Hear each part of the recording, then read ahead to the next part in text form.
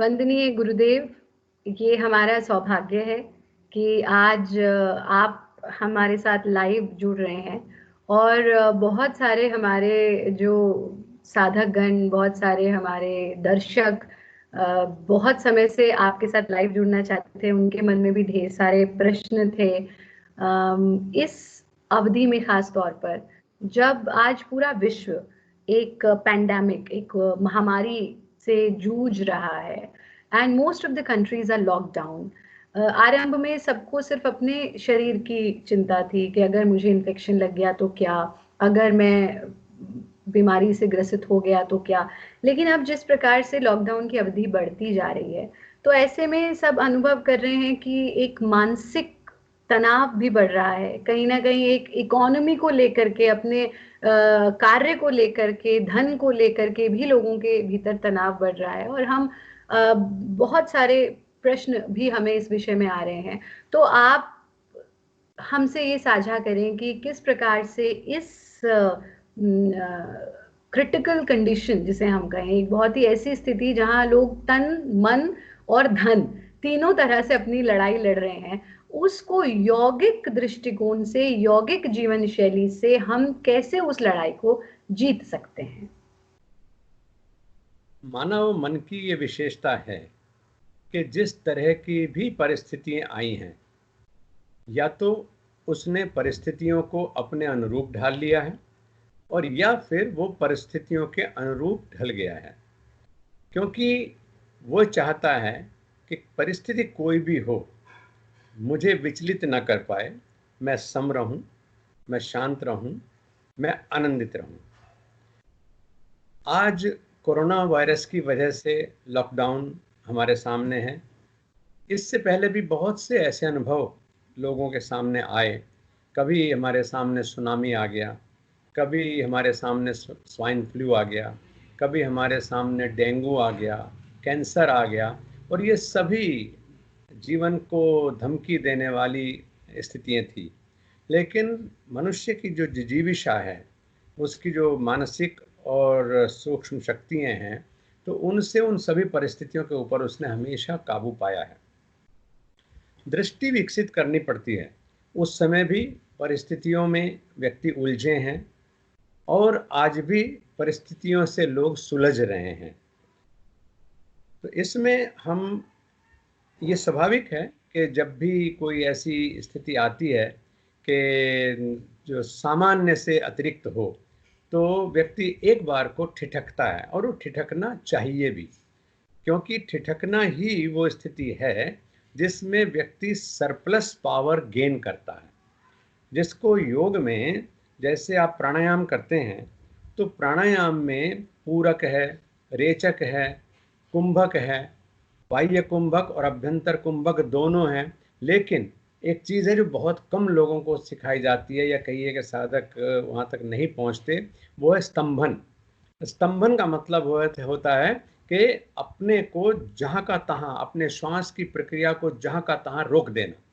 और वो जो अक्सर कभी भी जब कोई अचानक कोई आपदा आपके ऊपर आती है, तो आप एकदम स्तंभित रह जाते हैं, कि अवाक रह जाना जिसको आप कहते हैं, कि सांस भी वहाँ का वहाँ रुक जाता है। उसका मतलब ये होता है कि हम उस परिस्थिति से जूझने के लिए सरप्लस पावर गेन कर रहे हैं। तो इसमें ये जो स्तंभित रहना है, ये एक विचारने का अवसर है, जिसमें हम अपनी आप को अधिक वेल इक्विप्ड एनर्जेटिकली महसूस करते हैं, कि हम जो कहते हैं, हमारा जो इम्यूनिटी है वो उस समय पूरी बढ़ जाती है, और उस समय हम कुछ ना कुछ निर्णय लेते हैं। तो इस परिस्थिति में, जैसे आर्थिक की ही आपने बताई कि इकोनॉमी को लेकर के बहुत आदमी अस्थिर हो जाता है कि आय के स्रोत जो हैं वो कम हो रहे हैं, या कहिए कि उनको हम एग्जीक्यूट कर ही नहीं पा रहे हैं, क्योंकि हम क्वारंटाइन हो गए हैं, घर में एकांत में हमने अपने आप को क्वारंटाइन कर लिया है, या उसके लिए कहिए कि सरकार की तरफ से ऐसे निर्देश हो गए हैं, वो भी हमारी सुरक्षा के लिए, कि हम जो रूटीन लाइफ है उससे हम हट गए हैं, पटरी से हट गए हैं। तो उस समय एक बार को यही ठिठकने वाली स्थिति आती है कि जैसे आय के स्रोत कम हुए हैं, तैसे ही हमारे जो व्यय करने के तरीके हैं, वो उसमें भी बहुत बड़ा बदलाव आया है। कहाँ तो हम बहुत खर्च करके अपना जीवन चला रहे थे, और कहाँ हम कम से कम साधनों में भी अपना जीवन खुशहाल चला रहे हैं और स्वस्थ हैं। और यहाँ तक कि बल्कि जो योग में हम कहते हैं कि अपरिग्रह, यानी उसको हम जी रहे हैं कि अपने उतने में से भी हम दूसरे के दुख दर्द साझा कर रहे हैं और उनको अपनी तरफ से मदद करने की कोशिश हम लोग करते हैं। और इससे भी अगर पीछे जाएं तो हमें वाइडर टर्म में ही सोचना चाहिए कि जिस समय हमने जन्म लिया था, तो उस समय हमारे पास कितना धन था, उस समय हमारे पास कौन सी संपत्ति थी, कौन सा वैभव था। हमारे पास तो तन पर एक वस्त्र भी नहीं था। तो वहाँ से हमने अगर शुरू किया है, तो अपनी व्यवस्था यानी मैनेजमेंट, टाइम का management, energy management, skill management, इसको आधार बना करके हमने अपने आप को विकसित किया है और आज हम समृद्ध अपने आप को समझ रहे हैं। गड़बड़ क्या होती है कि जो हमारी समृद्धि है उसमें से अगर 1 इंच भी कम होने लगता है तो हम डूबना शुरू हो जाते हैं। अगर वो थोड़ा सा आगे बढ़ जाता है तो हम प्रफुल्लित बहुत ज़्यादा होने लगते हैं। लेकिन योग हमें सिखाता है कि जो बहुत अधिक उपलब्धि है तो उत्साहित ना हो, अगर कुछ नुकसान है तो हतोत्साहित ना हो, ये भी नहीं रहेगा। ये एक सिद्धांत है, ये भी नहीं रहेगा। जब नहीं रहे हैं वो दिन, तो नहीं रहेंगे ये दिन भी। जब बिल्कुल गुरु हास जी। अमर हो जी, ही न सका तो टिक न सकेगा क्रंदन भी। बस बिल्कुल। जहाँ ये सोचेंगे फिर हम नए से उत्साह के साथ इस परिस्थिति को भी पार कर जाएंगे और निश्चित रूप से ये हमारे लिए वरदान सिद्ध होगी। बिल्कुल गुरुजी, जैसा हमने बचपन से आपसे यही सीखा कि कोई भी विषमतम परिस्थिति आती थी तो आप हमेशा एक ही बात कहते थे कि ये दिन वो दिन न रहे तो ये दिन भी ना रहेंगे। और यही एक अप्रोच आज सबको लेकर के चलने की आवश्यकता है, क्योंकि अगर आप परिस्थिति को बदल सकते हैं तो पूरा प्रयास कीजिए, और जब परिस्थिति को नहीं बदल सकते तो मनस्थिति को बदल लीजिए। यही एक तरीका हमारे पास शेष रह जाता है। और जितनी सुंदर तरीके से आपने व्याख्या की कि कैसे अगर हमारे इनकम कम हो रही है तो ऑफ कोर्स हमारे एक्सपेंसेस भी कम हो रहे हैं। आई थिंक उस दृष्टिकोण, उस दिशा में अभी लोग सोच नहीं रहे कि जैसा आप कहते हैं कि भाई अगर मोटापा भी घटाना है तो सीधा आमदनी और खर्चे का हिसाब है। तो हमें लगता है जीवन की जितनी भी समस्याएं हैं वो सब आमदनी और खर्चे का हिसाब अगर हम रखना सीख लें तो हमारी समस्याओं का समाधान निश्चित रूप से मिल जाएगा। ये एक बहुत बड़ा मैसेज हमारे साधकों को, हमारे दर्शकों को इस चर्चा के माध्यम से मिला है। क्योंकि अक्सर अपने अपने स्तर पर हम अपने साधकों से आज हम ऐसा अनुभव कर रहे हैं कि जीवन एक कैमरा में सिमट करके रह गया है। आप इतना जो विस्तृत, हम लोग तो वसुधैव कुटुंबकम की संस्कृति के लोग हैं, ट्रैवल करते रहते हैं, जगह जगह जा करके साधकों से मिलना, संस्कृति का प्रचार प्रसार करना, वो सब सिमट करके कैमरा में रह गया है। तो ऐसे में हम अपनी बात तो उन तक पहुंचा रहे हैं, लेकिन एक चर्चा होना बहुत आवश्यक है। और उसी को मन में रखते हुए हमारे बहुत साधकों ने ये प्रश्न भी किया कि गुरुजी से हम चर्चा करें, हम उनसे बात करें। क्योंकि जब चर्चा होती है, यानी आजकल या तो मात्र प्रवचन रह गया है या फिर बस बहस रह गई है, चर्चा नहीं होती। और चर्चा होती है तो उसका एक पॉजिटिव आउटकम निकल करके आता है जो लोगों के लिए लाभकारी है। गुरुजी, अगर हम योग के दृष्टिकोण से देखें तो आपका जीवन ही योग है। मैं तो इसको इसी रूप में देखती हूँ। मैं ये नहीं कहूंगी कि आपने योग को एक दिशा दी या योग ने सबको एक दिशा दी। आप हमारे लिए स्वतः योग हैं। तो योग का जो एक परिवर्तित रूप आज हम समाज में देख रहे हैं, यानी कि कहीं ना कहीं योग जो समग्रता की बात करता है, जो जिसका अर्थ ही है मिलन, उस योग को हमने मात्र कसरत तक सीमित कर दिया या बीमारियां दूर करने तक सीमित कर दिया। वो भी आवश्यक है, लेकिन either we feel that yoga is a set of physical exercises or we feel yoga is a set of respiratory exercises. आपकी सुपुत्री होने के नाते हमने योग की उस परंपरा को पहले योग से योगा बनते हुए देखा, फिर योगा एंड प्राणायाम बनते हुए देखा, फिर अब योगा एंड मेडिटेशन बनते हुए देख लिया। और अब तो उससे भी ज्यादा जो एक स्थिति आ गई है कि योग को सिर्फ बीमारी ही दूर करने तक हम देख रहे हैं। उस स्थिति में आप सरीखे, जो जिसने हमने कहा आप तो है ही योग, आपका इस विषय में क्या विचार है, क्योंकि अंतर्राष्ट्रीय योग दिवस भी आने वाला है, तो इस पर कुछ प्रकाश आप अवश्य डालें। देखिए, प्रयोजनम अनुद्दिश्य मंदो अपि न प्रवर्तते, आप लोगों को मैंने ये बात कई बार कही। जो कोई आपके पास आ रहा है, आपके पास का मतलब योग के चौखट पर जो दस्तक दे रहा है, तो कुछ ना कुछ तो वजह है। वो दुख की वजह भी हो सकती है, वो उत्साह की वजह भी हो सकती है, वो रोग मिटाने की वजह भी हो सकती है, वो अपनी तरह तरह की शक्तियों को बढ़ाने की वजह भी। बहुत लोग हैं जो ये सोचते हैं कि हम अपनी कुछ सुपर पावर्स गेन कर लें, कुछ भी हो, तो वो किसी न किसी वजह से आपके पास आ रहा है। अगर कोई व्यक्ति अपना सौंदर्य बढ़ाने के लिए आ रहा है, या ये सोच करके आ रहा है कि मैं इससे अपनी बीमारियां ठीक कर लूँगा, तो इसमें कोई बुराई नहीं है।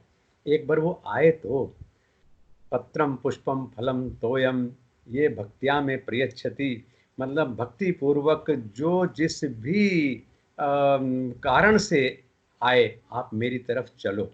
और जब मेरी तरफ चलोगे तो फिर संभालना तो मेरी जिम्मेदारी है ना, कि वो किस कामना को लेके आया, ये उसकी भावना थी। मुझे उसके प्रसाद रूप में वो तो उतना ही जानता है। तो इससे हम परेशान ना हों, बल्कि ये सोचें कि कितनी बड़ी बात है कि रोगी होकर के उसे योग याद आ रहा है, अभाव होकर के उसे योग याद आ रहा है, दुनिया से त्रस्त होकर के उसे योग याद आ रहा है। तो जो सामान्य स्थिति में है, उन्हें जब योग याद आएगा तो क्या कुछ नहीं हो जाएगा। तो कोई भी कारण हो वो आए। उसके बाद योग का किस रूप में, बच्चा तो माँ के सामने सिर्फ अपनी भूख की व्याकुलता दिखाता है। उसके बाद ही माँ फैसला करती है कि इससे मैं इसको कौन सा भोजन देना ज़रूरी है, जिससे कि वो तृप्त भी हो जाए और उसका हित भी हो। तो जब हम कामना की ही बात करते हैं, तो कामना स्वाभाविक है, लेकिन जितना उसको पता है वो उतनी कामना करता है। और अगर उसका सोच बड़ा हो जाए, तो फिर वो परमात्मा को ही पाने की कामना कर लेगा। वो योग से लाभ लेने के बजाय योग को ही पाने की कामना कर लेगा। मुझे कृष्ण बहुत सुंदर लगते हैं, बहुत योग्य से लगते हैं, बहुत बड़े नीतिज्ञ हैं, मैं उनसे कुछ सूत्र सीखना चाहता हूँ, मैं उनसे कुछ याचना करना चाहता हूँ। और अगर मैं कृष्ण को ही जीत लूँ, तो फिर कृष्ण मेरे बारे में स्वतः सोचेंगे। और ये उन्होंने कहा भी कि आप एक बार मेरी तरफ चलो, फिर योगक्षेमम वहम में हम, योगक्षेम देखना मेरी जिम्मेदारी है। तो योग की तरफ कोई किसी भी कामना से आए, इससे हमें व्यथित होने की ज़रूरत नहीं है। वो अपनी प्यास जितना ही तो है ना, उसको उतनी प्यास है। लेकिन जब उसे पता चले कि अरे यहाँ तो समंदर है, तो वो उसको देख करके ही तृप्त हो जाएगा। उसकी छोटी इच्छाएं अपने आप समाप्त हो जाएंगी, क्योंकि वो जानता है कि यहाँ से तो जितना चाहे, जब चाहे, जैसा चाहे मैं ले लूँगा। तो स्वागत करिए योग की तरफ प्रवृत्त होने वाले लोगों का। और योग का मतलब ही एक जीवन शैली है, और आज जिस स्थिति में है उससे बेहतर जीवन शैली है, इसमें कोई संशय नहीं है।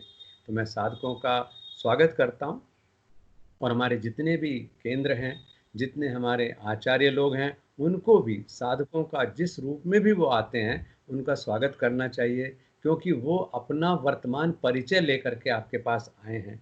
उसके बाद दूसरा परिचय संस्कारित होने के बाद आपने उनको देना है, या कहिए वो ट्रांसफॉर्मेशन स्वयं अनुभव करेंगे।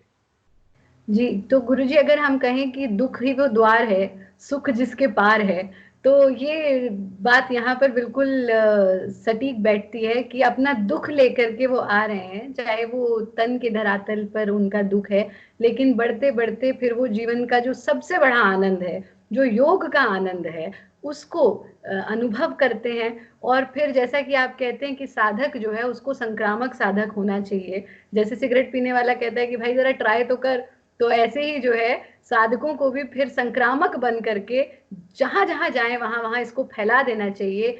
क्योंकि आज ही हम एक कार्यक्रम में चर्चा कर रहे थे, बोल रहे थे, तो हमने यही कहा कि देखिए, एक साधक ने कहा, आचार्य जी आपका बहुत-बहुत धन्यवाद, आपने मेरा प्रश्न लिया। हमने कहा हमने अपने गुरु से ये सीखा है कि विद्या को जो है अपने तक कभी भी सीमित करके नहीं रखना चाहिए, और जितना आप इसको बांटेंगे उतना ही और बढ़ेगा। तो इसलिए ये बहुत आवश्यक है कि हमने जो अपने गुरु से सीखा, आपसे सीखा, वो जन जन तक पहुंचना चाहिए। और जो आनंद हमने अपने जीवन में अनुभव किया, वो सभी अपने जीवन में अनुभव करें। और जैसा कि मोक्षायतन तो यही मोटिव लेकर के बना, चल रहा है और चलता रहेगा, that let's unite together to make this world a better place. इस पूरे विश्व को हम सभी के रहने के लिए कैसे एक बेटर प्लेस बना सकते हैं, उसी में गुरुदेव आपकी प्रेरणा से जितने भी हमारे साधक विश्व भर में फैले हुए हैं वो कार्य कर रहे हैं। गुरु जी, आपके जीवन का एक तीसरा पहलू जिसको हम यहाँ छुएंगे, हम जानते हैं कि समय अवधि हमारे पास 30 मिनट की ही है, उसमें जितना मैक्सिमम हम आपसे ज्ञान ले सकें और अपने साधकों तक पहुंचा सकें। आज अगर हम बॉडी बिल्डिंग की बात करते हैं, या जो एक, सबसे पहले हमने अनफॉर्चुनेटली नॉन वेजिटेरियनिज्म को स्वाद से जोड़ा और हम अननोइंगली स्वाद के कारण हिंसा करने लगे, दूसरे जीवों को हर्ट करने लगे अपने स्वाद के लिए। पर उससे भी दुखद ये कि वहां तो हम अपनी इंद्रियों को नियंत्रित करके योग के माध्यम से उनको सिखा सकते हैं आप अपनी इंद्रियों को कैसे नियंत्रित करें, बट एक जो एक लेटेस्ट फैड हम लोग, एक लेटेस्ट ट्रेंड अपने आसपास देख रहे हैं जो बहुत दुखद है कि नॉन वेजिटेरियनिज्म को सेहत से जोड़ दिया गया। यानी ये हमारी एक यंग जनरेशन के अंदर दिमाग में भर दिया गया कि अगर आप नॉन वेज नहीं खाएंगे तो आपको प्रोटीन नहीं मिलेगा, और अगर आपको प्रोटीन नहीं मिलेगा तो आप अपनी बॉडी बिल्ड नहीं कर सकते, आप स्वस्थ नहीं रह सकते। गुरुदेव, आप चैंपियन रहे, मिस्टर इंडिया रहे और दी ओनली वेजिटेरियन चैंपियन रहे बॉडी बिल्डिंग के, और आपने नॉन वेजिटेरियनिज्म तो क्या, आपने अंडा या इस तरह के भी चीजों का प्रयोग कभी नहीं किया, कोई सप्लीमेंट्स तक भी नहीं लिए। उस पर आप जरूर प्रकाश डालें, क्योंकि बहुत सारे हमारे जो युवा साधक हैं वो अक्सर ये प्रश्न पूछते हैं जब हम कभी कभी आपकी पुरानी तस्वीरें साझा करते हैं उनको मोटिवेट करने के लिए कि कुछ तो करो, शरीर को हिलाओ, अभ्यास करो, तो वो ये प्रश्न पूछते हैं कि वो कहीं भी जाते हैं अगर बॉडी बिल्डिंग के लिए या जिम में जाते हैं तो वो सबसे पहली चीज उनको सप्लीमेंट्स पकड़ा दिए जाते हैं और फिर उनको कहा जाता है कि आप नॉन वेजिटेरियन फूड लें। उनके लिए आप क्या संदेश देना चाहेंगे? इसके लिए पहली चीज है कि जो दोष जाता है वो जाता है विद्या के बाजारीकरण को। जिम्नेजियम का बाजारीकरण हुआ है। और दूसरा दोष वो बाजारीकरण क्यों होता है कि वो हमारी छोटी सी इच्छा को वो एक्सप्लॉइट करना चाहते हैं। हम चाहते हैं, यानी जो जिज्ञासु है, जो जिम जाने वाला व्यक्ति है, वो ये चाहता है कि वो ओवरनाइट, रातों रात मिस्टर इंडिया बन जाए। उसको धैर्य नहीं है उसके पास में, और वो बल्कि सोचता है कि पैसा दे करके अगर मेरी सेहत बन जाए तो वो उसमें ज़्यादा आसानी से मुझे कुछ करना ना पड़े। जी तो गुरु जी, उसका लाभ यहाँ पे हम आपको इंटरप्ट करेंगे। हमें अभी भी याद है एक बार, एक जब हम छोटे से थे आपके साथ एक शिविर में थे, तो एक साधक यानी ऑडियंस में से ही उठ के और उन्होंने कहा गुरु जी मेरे सर पे हाथ रख दीजिए, मेरी कुंडलिनी जागृत हो जाएगी। तो यानी हम जो है स्वयं कुछ नहीं करना चाहते और ये चाहते बस गुरु हाथ रख दे, उसी से जो है सारा कार्य हो जाए। जी। कई बार तो बल्कि हाथ से जबरदस्ती पकड़ के सिर पे रख लेते हैं। ऐसे हम बचते हैं ये सोच करके कि ऐसे से कुछ होने वाला नहीं है। और जी फिर जी जी। साधक की क्षमता भी है कि वो कितने करंट का जो है, कितने वोल्ट का करंट झेल सकता है। झेल तो सकता है, हर वाह। किसी को कुछ करना या स्पर्श के माध्यम से सोचना कि अगर हम केवल हाथ रख देते हैं, क्या उसमें बैरिकेडर्स कितने लगे हुए हैं तो हम जानते हैं। जी तो जी। इसलिए वो तो वो इसी चीज का संकेत है कि उसमें धैर्य नहीं, और बिना हम्म। कुछ पाए किए, बिना कुछ किए वो पा लेना चाहता है।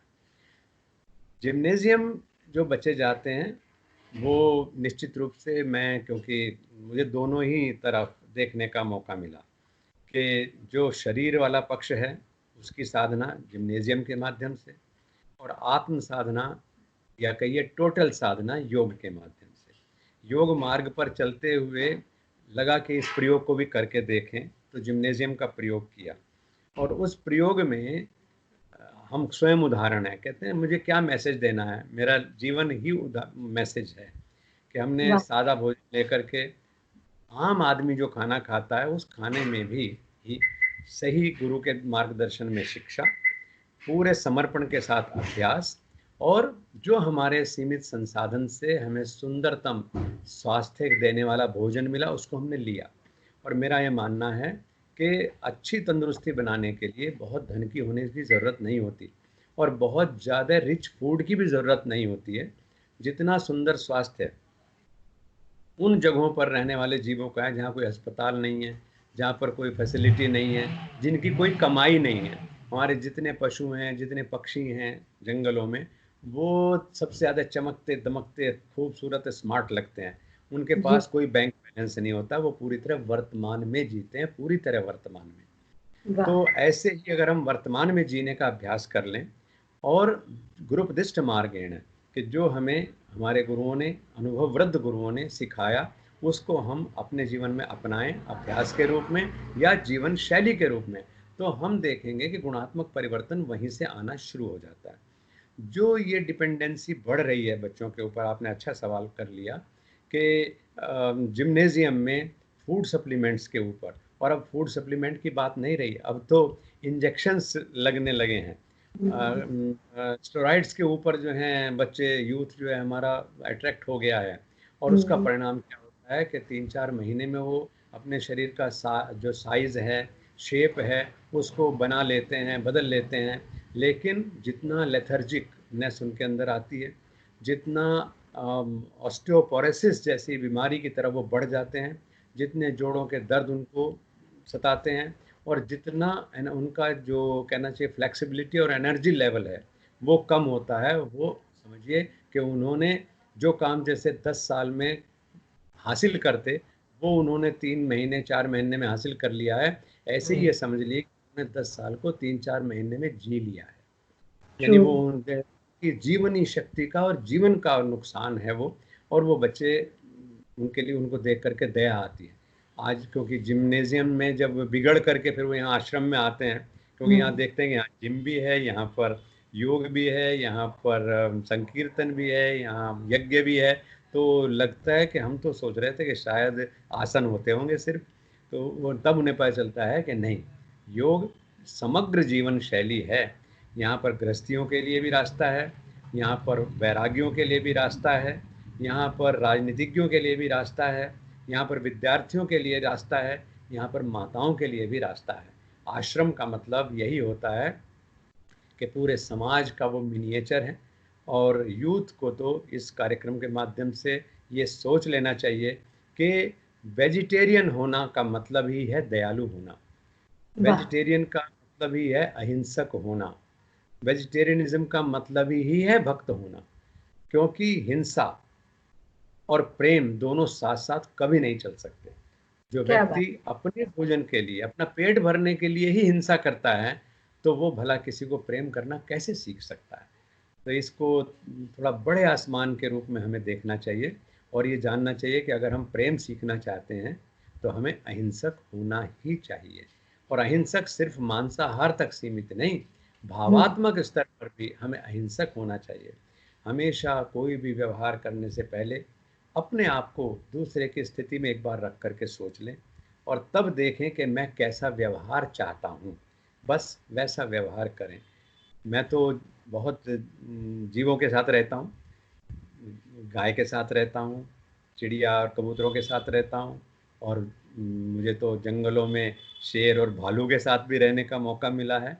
लेकिन मैंने पाया कि वो सब बहुत प्रेम चाहते हैं, और प्रेम के वो ऐसे पुजारी हैं कि शेर अपनी हिंसा भूल जाता है, भालू अपना जो उसका नाखून की उसकी पैनापन है उनका वो प्रयोग नहीं करता है। देखो ना, अगर एक बिल्ली भी प्यार करती है, कहाँ तो चूहे को तो वो छोड़ती नहीं, और जहाँ हम्म। प्यार है वहाँ पर किस तरह से उन्हीं पंजों से ऐसे उठाती है, गुदगुदे गुदगुदे उसके पंजे होते हैं। मैं उनके हम्म। पंजे की जब दबा करके देखता हूँ तब वो मुझे अनुमति देती है इस बात की मैं उसके पंजे देख सकूँ कि कितने पैने तीखे हैं, नहीं तो वो बहुत नरम नरम है। तो इसलिए अपने जीवन में हमें इस चीज़ को देखना है कि जो अहिंसा का भाव है वो हमें प्रेम की तरफ ले जाता है, और प्रेम स्वाभाविक है कि वो शांति की तरफ ले जाता है और विश्व बंधुत्व की ओर ले जाता है।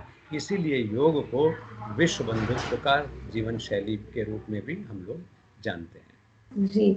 और गुरुजी, अगर हम योग की बात करें तो योग का तो प्रथम यम ही अहिंसा है, और कहा भी गया अहिंसा प्रतिष्ठायाम तत् सन्निधो वैरत्यागः। जो जिसके भीतर अहिंसा प्रतिष्ठित हो जाए उसके तो सानिध्य में जो वैरी हैं, जो हिंसक लोग हैं, उनका भी वैरी भाव खत्म हो जाता है। और जैसा कि आप हमेशा कहते हैं कि परमात्मा को पाने का सरलतम माध्यम प्रेम है, और प्रेम का आरंभ तभी होता है जब हम दूसरे की पीड़ा को समझ पाए। तो यदि हम इतने, जिन प्रेम कियो तिन ही प्रभु पायो, सीधा बिल्कुल बिल्कुल, प्रेम कियो तिन ही प्रभु पायो।